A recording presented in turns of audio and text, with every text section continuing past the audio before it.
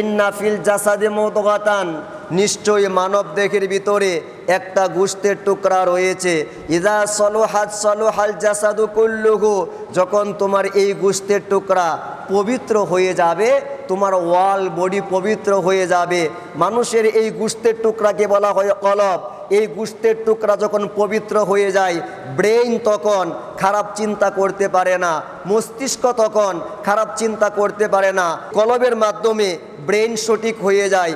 Brain যখন সঠিক হয়ে যায়, তখন এই হাত দিয়ে আর অন্যায় কাজ হতে পারে না, এই চোখ দিয়ে আর হারাম দেখতে পারে না, এই পা দিয়ে অন্যায় কোনো জায়গায় আর যেতে পারে না। রসুল আকরাম সাল্লাল্লাহু আলাইহি ওয়া আলিহি ওয়াসাল্লাম উনি পরবর্তীতে ইরশাদ করেন, ওয়া ইযা ফাসাদাত ফাসাদাল জাসাদু কুল্লুহু। আর শুনে রাখো, তোমার কলব যদি নষ্ট হয়ে যায়, তাহলে তোমার ব্রেন নষ্ট হয়ে যাবে।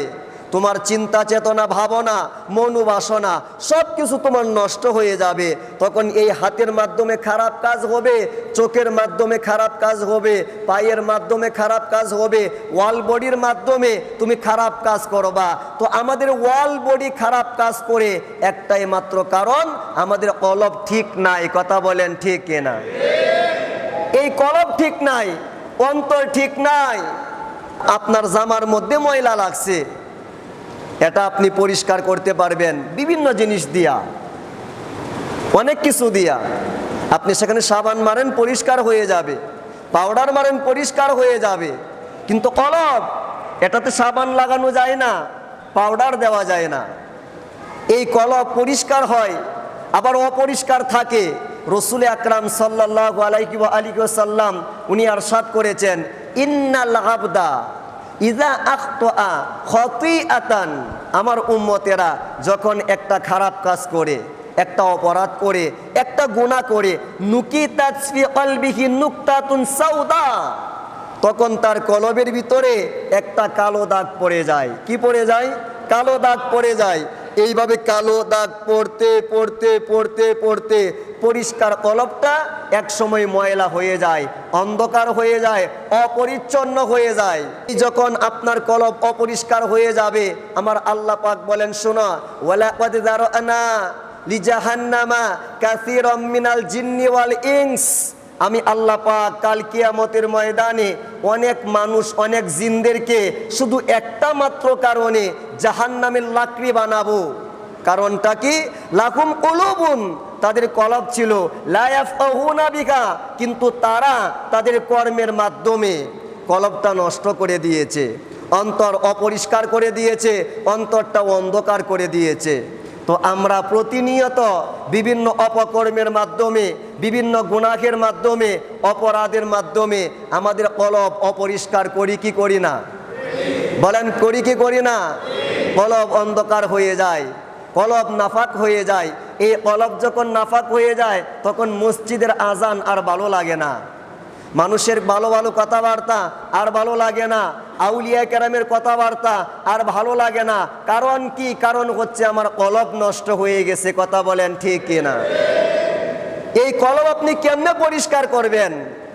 আপনি দেহ পরিষ্কার করার জন্য এলেম দরকার, কলব পরিষ্কার করার জন্য এলেম দরকার। হাসান বসরি রহমাতুল্লাহ আলাইহি উনি বলেন, শোনো, আল ইলমু ইলমান, এলেম হচ্ছে দুই প্রকার। এক প্রকার এলেম হচ্ছে ইলমে লিসান, যেটা জবানে জবানে শিক্ষা দেওয়া হয়। আরেক প্রকার এলেম হচ্ছে ইলমে কলব, যেটা কলবে কলবে, অন্তরে অন্তরে শিক্ষা দেওয়া হয়। জবান খুলে বলেন সুবহানাল্লাহ।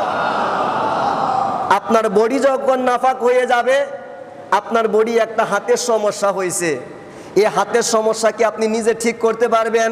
না। আপনার চোখে সমস্যা হয়েছে, চক্ষু হাসপাতাল ছাড়া, একজন ডাক্তার ছাড়া আপনার চোখ ঠিক করা যাবে না।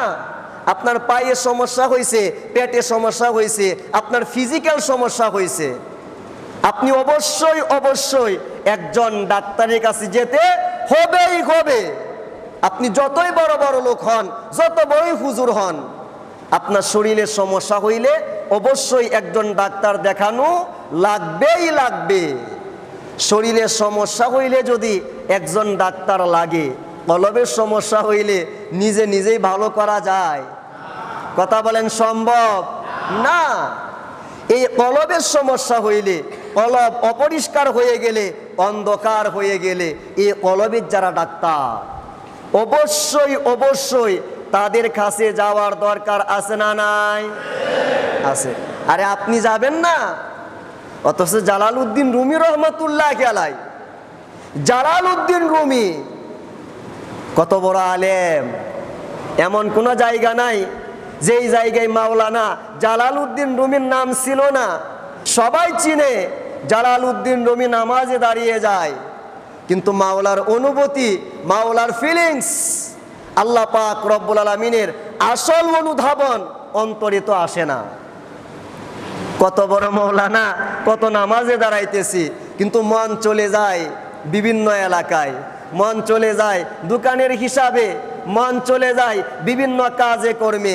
দেহ আমার মসজিদে, মন আমার বিশ্ব ঘুরে। কথা বলেন ঠিক কিনা? এটা স্বীকার করেন আর না করেন, সত্য কথা, বাস্তব কথা। সেই জালালউদ্দিন রুমি রহমাতুল্লাহ আলাইহি এত বড় মাওলানা হওয়ার পরেও উনি বলেন, আমি মানুষের মতো মানুষ হইতে পারতাম না, আমি আমার কলব ঠিক করতে পারতাম না, অহংকার ধ্বংস করতে পারতাম না, নামাজের মনোযোগটা নামাজের মধ্যে রাখতে পারতাম না, যদি শামসুত তাবরিজির মতো একজন হক্কানি ওলি আল্লাহর হাতে বায়াত না হইতাম। জবান খুলে বলেন সুবহানাল্লাহ। আপনি একটু তাফসিরের জগতে আসেন, তাফসিরের মধ্যে সবচাইতে বড় কিতাব লিখেছেন মাওলানা ফখরুদ্দিন রাজি রহমাতুল্লাহ আলাইহি। ইমাম ফখরুদ্দিন রাজি তাফসিরে কবির লিখেছেন, যার অর্থ হচ্ছে সবচাইতে বড় তাফসির। কিন্তু উনিও বলেন, আমি নিজেকে ঠিক করতে পারতাম না, আল্লাহ পাকের আসল ফিলিংস পাইতে পারতাম না, যদি না নাজিমউদ্দিন কুবরার মতো একজন হক্কানি ওলি আল্লাহর হাতে বায়াত না হইতাম। সুবহানাল্লাহ বলেন। ইসলামিক ফিলোসোফার, হুজ্জাতুল ইসলাম যাকে বলা হয়, ইসলামের দলিল যাকে বলা হয়, সেই ইমাম গাজ্জালি রহমাতুল্লাহ আলাইহি। এমন কোনো মসজিদ ছিল না যেই মসজিদে উনার বয়ান করা হতো না, এমন কোনো জায়গা ছিল না যেই জায়গার মধ্যে উনার প্রশংসা হতো না। কিন্তু সেই ইমাম গাজ্জালি রহমাতুল্লাহ আলাইহি 11টা বছর রাস্তায় রাস্তায় ঘুরছেন শুধু কলব ঠিক করার জন্য। সুবহানাল্লাহ বলেন। পাগলের মতো হয়ে গেছেন, দরজা বন্ধ করে দিছেন। মানুষ আমাকে হুজ্জাতুল ইসলাম বলে, এমন কোন কিতাব নাই যেই কিতাব আমি পড়ি নাই। কিন্তু আসল কথা কেউ জানে না, ভিতরের কথা কেউ জানে না। আমি তো এখনো আল্লাহকে পাই নাই, কি করব? কত কিতাব পড়লাম। সব কিতাব পড়ার পরে পাগলের মতো হয়ে গেছেন, বাড়িঘর ছেড়ে দিছেন, 11টা বছর রাস্তায় রাস্তায় ঘুরছেন।